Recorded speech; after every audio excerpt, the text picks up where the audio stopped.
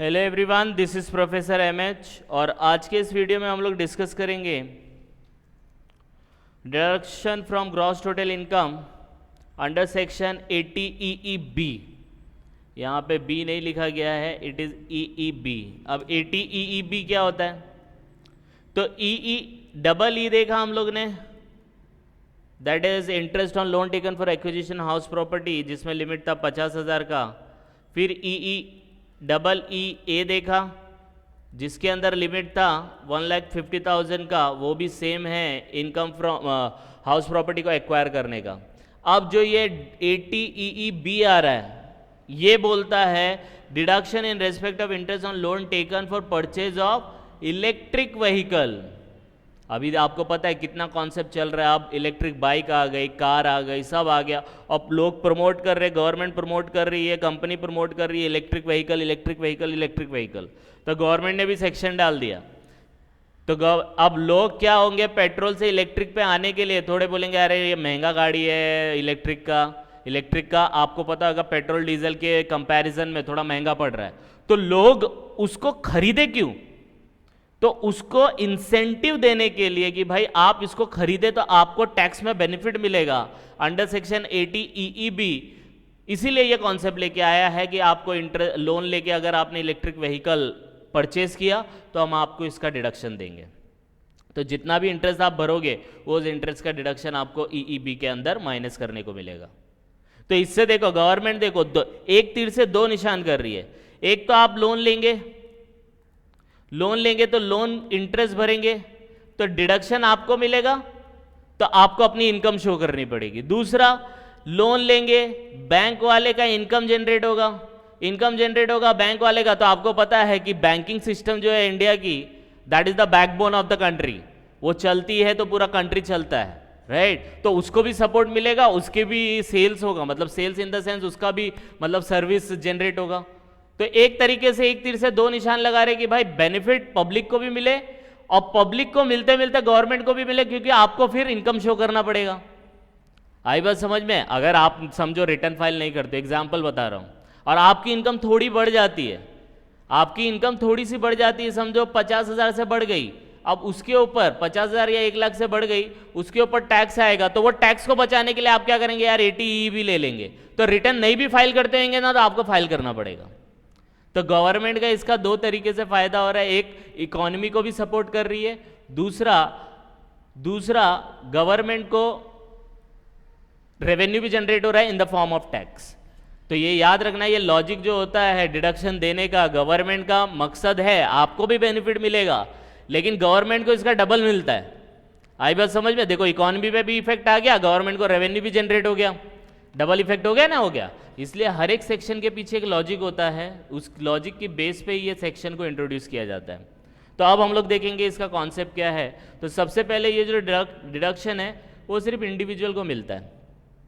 तो कोई HUF खरीद रहा है, कंपनी खरीद रहा है, तो उसको नहीं मिलेगा। कंपनी अपने मतलब वर्कर लोग के लिए या जो उसके सेल्समैन है उनके लिए अगर खरीद रहा है तो उनको ये डिडक्शन नहीं मिलेगा। ये सिर्फ और सिर्फ आप में जैसे सैलरीड पर्सन है या आप खुद का मतलब आप इंडिविजुअल हो तो आपको इसका डिडक्शन मिलेगा। फिर दूसरा है loan taken for purchase of electric vehicle. भाई लोन लिया तो लोन से पार्टी नहीं करना, मनाली नहीं जाना, राइट? डीजे पार्टी नहीं करना, आपको क्या करना है, उससे इलेक्ट्रिक व्हीकल ही खरीदना है। हाँ, इलेक्ट्रिक व्हीकल लेके आपने पार्टी करने के, दैट्स अ डिफरेंट स्टोरी। तो आपको परचेज क्या करना है, इलेक्ट्रिक व्हीकल। दूसरा, loan taken from bank and NBFC। अब ये याद रखना, डबल ए,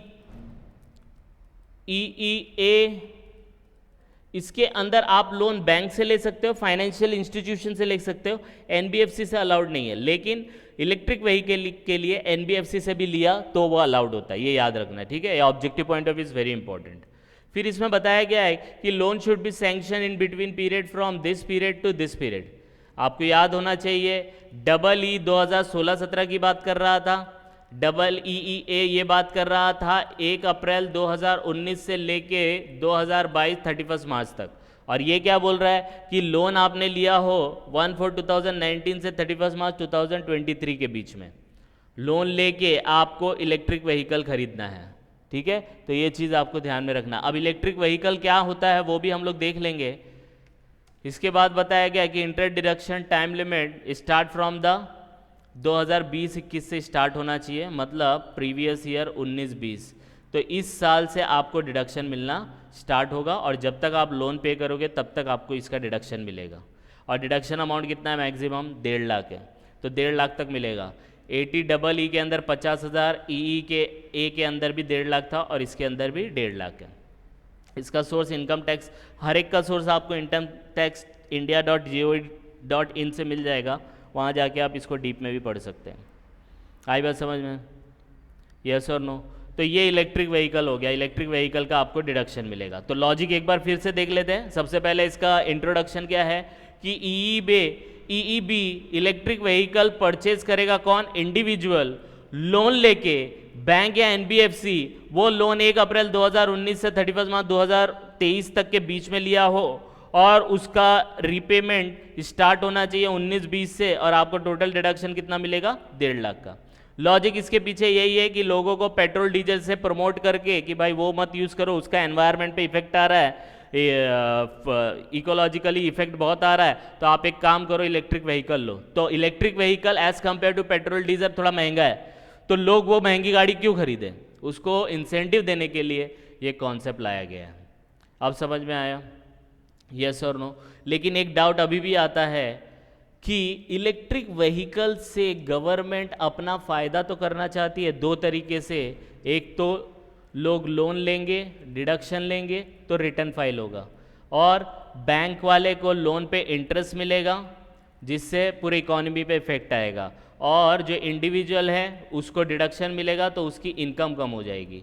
लेकिन इसमें एक और प्रॉब्लम है अकॉर्डिंग टू अस कि भाई इलेक्ट्रिक व्हीकल के लिए हम लोग को इलेक्ट्रिक व्हीकल को चार्ज करना पड़ेगा। बराबर है? ये मेरा व्यू पॉइंट है, चार्ज करना पड़ेगा। चार्ज किससे होगा? इलेक्ट्रिसिटी से होगा। तो आपको ये पता होना चाहिए कि पेट्रोल डीजल की कार में पेट्रोल, कभी आपने सुना नहीं होगा कि पेट्रोल और डीजल पेट्रोल पंप से चोरी हो गया हो।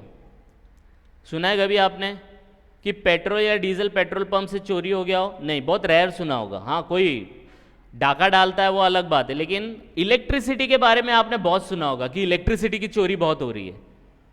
तो एक तरीके से अगर इलेक्ट्रिक व्हीकल आ गया तो हो सकता है, this is our view point, ऐसा फ्यूचर में हो भी सकता है, नहीं भी हो सकता है, तो लोग मतलब इलेक्ट्रिसिटी चोरी ज़्यादा हो सकती है जिसका नेगेटिव इफेक्ट भी आ सकता है। तो गवर्नमेंट को उस चीज़ के लिए भी फोकस करना चाहिए कि हमने जो कॉन्सेप्ट लेके आया है उसका बेनिफिट भी है और उसके डिसएडवांटेज भी है। आई बात समझ में? तो ये तो हमारा एक पर्सनल व्यू पॉइंट था, आप इसको देख के कंसिडर करके समझ सकते हो। और अगर लॉजिकली देखने जाए तो ये कॉन्सेप्ट है कि भाई इंडिविजुअल को मिलेगा, बैंक से लोन लिया होना चाहिए ये पीरियड के दौरान, और मैक्सिमम 1.5 लाख का लिमिट होना चाहिए। समझ में आया कॉन्सेप्ट? लॉजिक समझ में आया? तो by the time you just go through it, कुछ डाउट आएगा तो please comment, and please like and subscribe for more videos. Thank you.